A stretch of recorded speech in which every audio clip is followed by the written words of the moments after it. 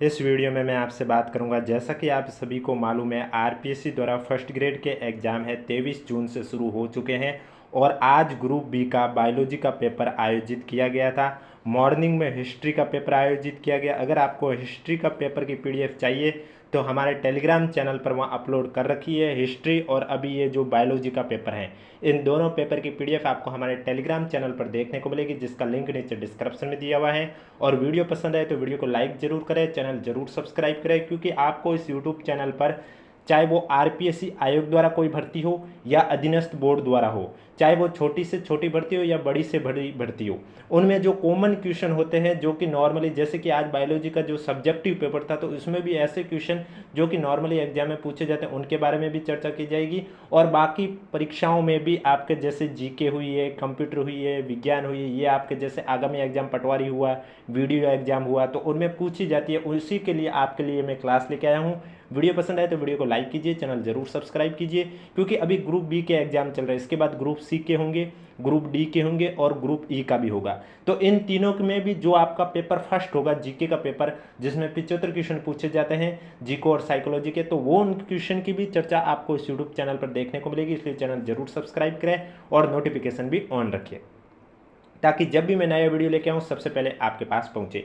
आज के पेपर की बात करें तो पेपर बायोलॉजी का पेपर बहुत ही लेंथी था, क्योंकि इस पेपर में ज़्यादातर क्वेश्चन आपके सुमेलित वाले या सूची वाले इस तरह से क्वेश्चन थे। इस वजह से स्टूडेंट को समय भी नहीं मिल पाया।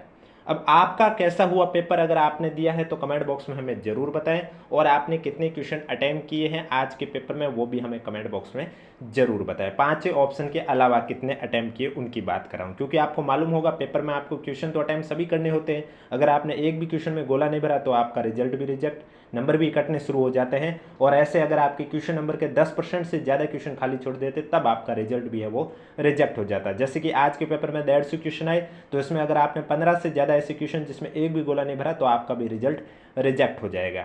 और 15 से कम में आपका पर क्वेश्चन एक तिहाई के हिसाब से नंबर कटता है। तो आप कमेंट बॉक्स में जरूर बताएं कि 5 ऑप्शन के अलावा आपने कितने क्वेश्चन अटेम्प्ट किए हैं 150 में से, ये कमेंट बॉक्स में हमें जरूर बताएं। जैसा कि आज के पेपर में एक क्वेश्चन पूछा गया था कि सूची फर्स्ट में दिए गए अभ्यारण्य के नाम को सूची सेकंड में दिए गए उनमें पाए जाने वाले महत्वपूर्ण वन्य जीव से सुमेलित करना है। नीचे दिए गए कूट की सहायता से सही उत्तर का चयन करना है। अब आपको सूची फर्स्ट में तो दे रखे अभ्यारण्य और सूची सेकंड में आपको दे रखे वन्य जीव। अब आपको सुमेलित करके बताना है कि कौन सा अभ्यारण्य किस वन्य जीव के लिए प्रसिद्ध है, ये आपको इस क्वेश्चन में बताना था। जैसे कि आप देख सकते हैं एक साइड लिखा हुआ काजीरंगा, गिर, दाचीग्राम, रणथंभौर। तो इसमें से आपको मालूम है रणथंभौर तो आपके राजस्थान में भी है, राजस्थान में ही है। और काजीरंगा, गिर और दाचीग्राम की मैं बात करूं तो ये काजीरंगा तो आपका हो जाएगा असम में स्थित है। गिर वन्यजीव अभ्यारण्य कहाँ पर स्थित है? गुजरात में। दाचीग्राम अभ्यारण्य कहाँ स्थित है? जम्मू कश्मीर में। और रणथंभौर राजस्थान में। तो अब आपको बताना है वन्य जीव में कौन सा सुमेलित करके करेक्ट आंसर होगा। तो सबसे पहले दे रखा है आपका काजीरंगा।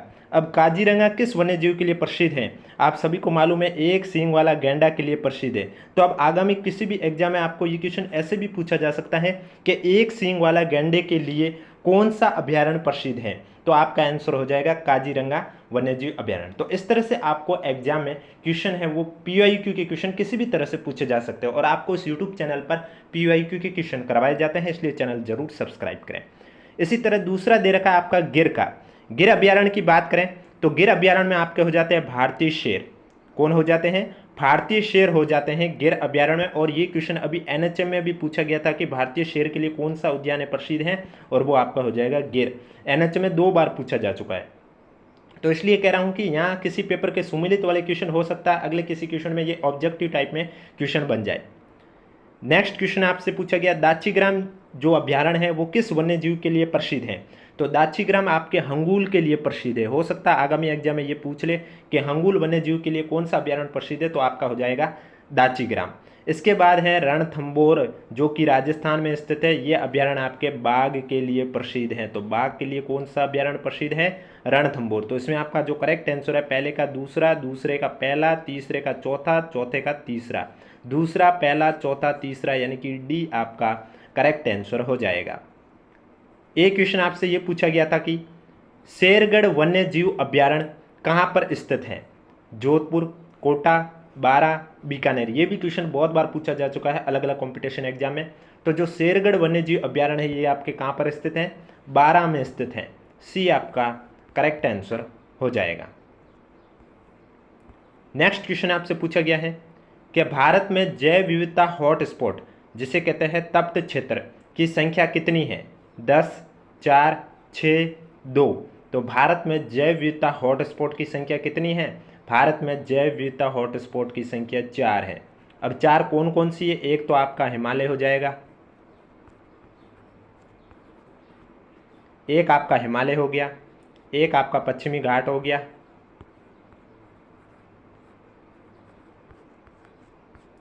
एक आपका हो जाएगा इंडो बर्मा, और चौथा कौन सा हो जाएगा? सुंदरलैंड। तो करेक्ट आंसर क्या हो जाएगा? 4, यानी कि बी आपका करेक्ट आंसर हो जाएगा। नेक्स्ट क्वेश्चन, एक क्वेश्चन आपसे ये पूछा गया कि कच्चे कपास के रेशे प्राथमिक रूप से बने होते हैं। जो कच्चे कपास यानी कि अपरिष्कृत रेशे हैं, अपरिष्कृत कपास के जो रेशे हैं वो प्राथमिक रूप से किसके बने होते हैं? स्टार्च के, लिग्निन के, पैक्टिन मोम के, या सेलुलोज के?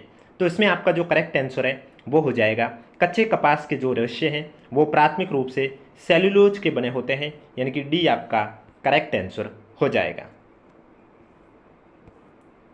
नेक्स्ट क्वेश्चन है आपके सामने पर्यावरण संरक्षण अधिनियम, जिसमें कोष्टक में लिखा हुआ है पर्यावरण, वायु, जल व मृदा की गुणवत्ता सुधारने और इनको संरक्षित करने के लिए। यानी कि जो पर्यावरण संरक्षण अधिनियम शुरू किया गया है ये किस लिए शुरू किया गया? ये आपके पर्यावरण, वायु, जल व मृदा की गुणवत्ता सुधारने और उनको संरक्षित करने के लिए शुरू किया गया है। तो ये पर्यावरण संरक्षण अधिनियम है, ये भारत सरकार द्वारा किस वर्ष पारित किया गया? आपके पास ऑप्शन है 1974, 1981, 1986, 1971। तो इसमें जो आपका करेक्ट आंसर है वो हो जाएगा पर्यावरण संरक्षण अधिनियम। ये भारत सरकार द्वारा 1986 में पारित किया गया। कब पारित किया गया? 1986 में पारित किया गया, यानी कि जो करेक्ट आंसर है वो आपका हो जाएगा सी।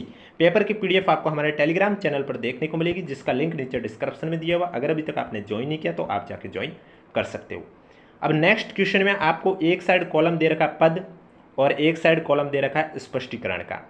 तो जैसा कि मैंने आपको पहले भी कहा आज का पेपर बहुत लेंथी था, क्योंकि इसमें ज़्यादातर क्वेश्चन आपके सुमिलित वाले हैं, कॉलम फर्स्ट कॉलम सेकंड वाले, तो इसमें क्या टाइम ज़्यादा खर्च होता है। तो आप देख सकते हैं यहाँ लिखा हुआ कॉलम फर्स्ट में दिए गए पदों को कॉलम सेकंड में दिए गए उनके स्पष्टीकरण से मिलान कर नीचे दिए गए सही विकल्प का चयन करना है। यानी कि ये भी क्वेश्चन आपका हो गया सुमिलित वाला। तो इसमें सबसे पहले आप देख सकते हैं लिखा हुआ है टर्मिनलाइजेशन।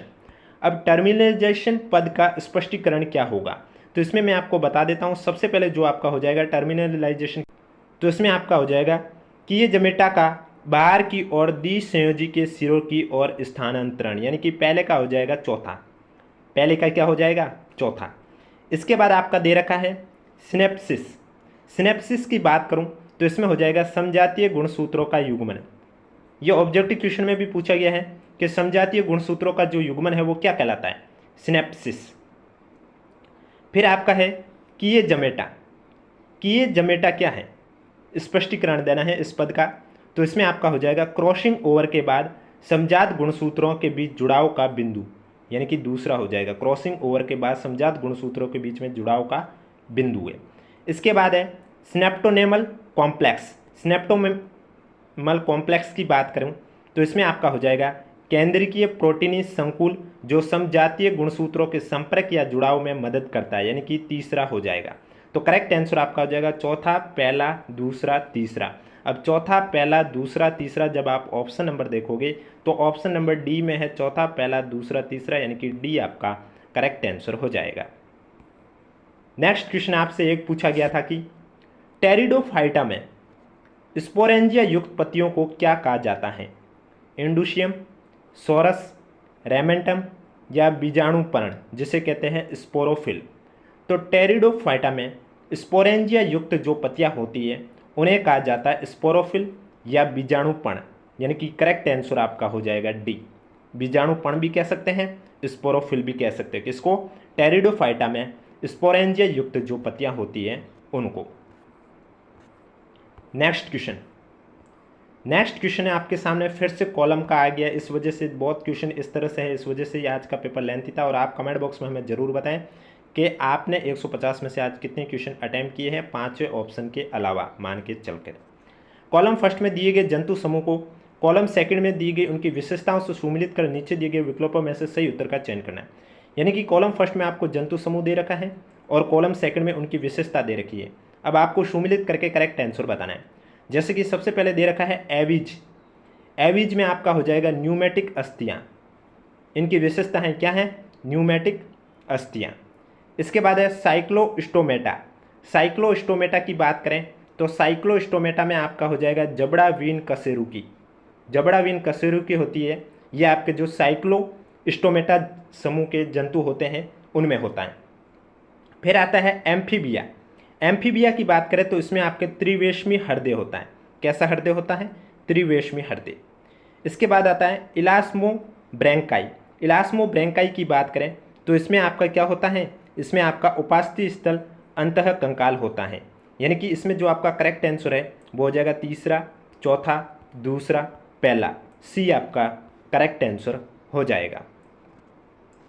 एक क्वेश्चन आपसे ये पूछा गया था कि एड्स विषाणु, यहाँ पर कोष्टक में जो शॉर्ट नेम लिखा हुआ है HIV का आनुवांशिक पदार्थ होता है। एड्स विषाणु का आनुवांशिक पदार्थ क्या होता है? द्विरज्जु की RNA, एकल रज्जु की DNA, द्विरज्जु की DNA या एकल रज्जु की RNA। तो एड्स विषाणु की बात करें तो इसका जो आनुवांशिक पदार्थ होता है वो आपका होता है एकल रज्जु की RNA। यानी कि जो करेक्ट आंसर है वो आपका हो जाएगा डी आपका राइट आंसर हो जाएगा। एड्स विषाणु का आनुवांशिक पदार्थ क्या है? एकल रज्जु की RNA। नेक्स्ट क्वेश्चन आपसे पूछा गया है कि नारियल के फल का कौन सा भाग रेशेदार होता है? आपने नारियल का फल देखा है तो उसमें जो रेशेदार भाग है वो कौन सा होता है? मध्य फल भित्ति, अंतःफल भित्ति, भ्रूणपोष, बाह्य फल भित्ति। तो नारियल के फल में जो मध्य में फल भित्ति होता है वही रेशेदार होता है। कौन सा होता है? जो मध्य में फल भित्ति है, यानी कि मध्य फल भित्ति है वही रेशेदार होता है। करेक्ट आंसर आपका हो जाएगा ए, आपका राइट आंसर हो जाएगा। नेक्स्ट क्वेश्चन आपसे पूछा गया है एक हर्बेरियम सीड का प्रमाणिक आकार है वो लगभग कितना होता है? आपके पास ऑप्शन है 25.15 into 40.25 centimetre, 28.75 into 35.25 centimetre, 18.75 into 41.25 centimetre या 28.75 इंटू 41.25 सेंटीमीटर। जैसा कि हमें मालूम है, लगभग में बात करें तो हर्बेरियम सीड का आकार हमें पता 28 इंटू 41 सेंटीमीटर ऐसा ही कुछ है। और ये रेंज आप देखोगे तो यहाँ 40-25 की है, ये तो गलत हो गया। यहाँ 28-35 की है, ये भी गलत हो गया। यहाँ 18-41 की है, ये भी गलत है। यानी कि एक 41 बैठ रहा है तो दूसरा 28 नहीं बैठ रहा है, एक 28 बैठ रहा है तो दूसरा 41 नहीं बैठ रहा। लेकिन चौथे ऑप्शन में आप देखोगे तो 28.75 इंटू 41.25 यानी कि एक 28 है दूसरा 41 बैठ रहा है। तो करेक्ट आंसर आपका कौन सा हो जाएगा? एक हर्बेरियम सीड का प्रमाणिक आकार है वो 28.75 इंटू 41.25 सेंटीमीटर। डी आपका करेक्ट आंसर हो जाएगा। नेक्स्ट क्वेश्चन है आपके सामने, वह प्रजातियां जिनमें 2 या 2 से अधिक उप प्रजातियां होती है वो क्या कहलाती है? एलोपैट्रिक या विस्थानिक, सिबलिंग या सहोदर, पॉलीटाइपिक या बहुप्ररूपी, मोनोटाइपिक या एकल प्ररूपी। तो वह प्रजातियां जिसमें 2 या 2 से अधिक उप प्रजातियां होती है उसे हम कहते हैं बहुप्ररूपी या पॉलीटाइपिक। यानी कि करेक्ट आंसर आपका हो जाएगा सी, आपका राइट आंसर हो जाएगा। नेक्स्ट क्वेश्चन से पहले एक बार वीडियो को लाइक नहीं किया तो एक बार वीडियो को लाइक कर लीजिए, चैनल भी जरूर सब्सक्राइब कर लीजिए। प्रजातियां जो किसी विशेष क्षेत्र तक सीमित होती है तथा अन्य कहीं नहीं पाई जाती है वो क्या कहलाती है? Endemic, epidemic, polydemic, pandemic. यानी कि वे प्रजातियां जो एक किसी लिमिट एरिया में सीमित होती है और कहीं नहीं पाई जाती है उसे हम कहते हैं एंडेमिक। उसे क्या कहते हैं? एंडेमिक। जो एक ही विशेष क्षेत्र में होती है और उससे बाहर कहीं पर भी नहीं होती है तो उसे हम कहते हैं एंडेमिक। यानी कि ए आपका करेक्ट आंसर हो जाएगा। नेक्स्ट क्वेश्चन आपसे पूछा गया है कि भारत किस वर्ष में CITES, इसका मतलब हुआ लुप्त प्राय प्रजातियों में अंतर्राष्ट्रीय व्यापार सम्मेलन का सदस्य बना? यानी कि भारत किस वर्ष CITES का सदस्य बना या लुप्त प्राय प्रजातियों में अंतर्राष्ट्रीय व्यापार सम्मेलन का सदस्य बना। आपके पास ऑप्शन है 1972, 1976, 1978, 1971। तो इसमें आपका जो करेक्ट आंसर है वो हो जाएगा भारत 1976 वर्ष में CITES या फिर लुप्त प्राय प्रजातियों में अंतर्राष्ट्रीय व्यापार सम्मेलन का सदस्य बना है। करेक्ट आंसर आपका हो जाएगा बी आपका राइट आंसर हो जाएगा। नेक्स्ट क्वेश्चन है आपके सामने, HPLC का पूर्ण रूप क्या है? इसकी फुल फॉर्म आपको बतानी है HPLC की। High performance linear chromatography, high performance liquid chromatography, highly productive liquid chromatography, highly proficient liquid chromatography. तो HPLC की बात करें तो इसकी जो फुल फॉर्म होती है वो होती है high performance liquid chromatography. B आपका करेक्ट आंसर हो जाएगा। क्या राइट आंसर हो जाएगा? बी आपका राइट आंसर हो जाएगा।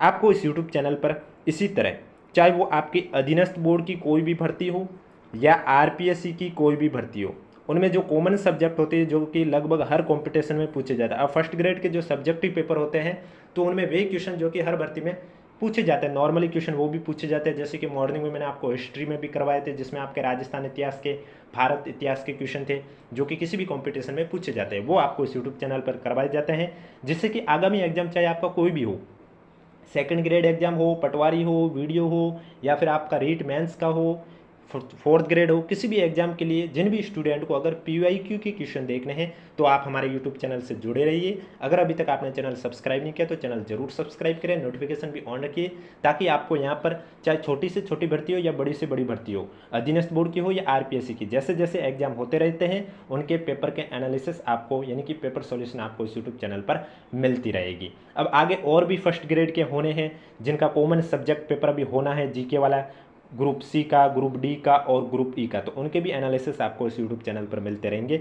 और पेपर की PDF आपको हमारे टेलीग्राम चैनल पर देखने को मिलेगी जिसका लिंक नीचे डिस्क्रिप्शन में दिया हुआ है।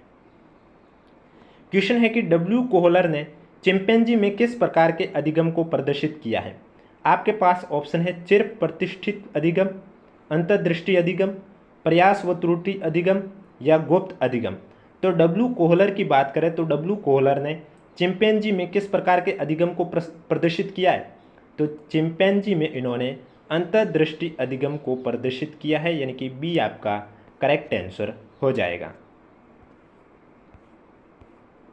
नेक्स्ट क्वेश्चन आपसे पूछा है, एपोमिक्सिस जिसे कहा जाता है असंग जनन, असंग जनन क्या है?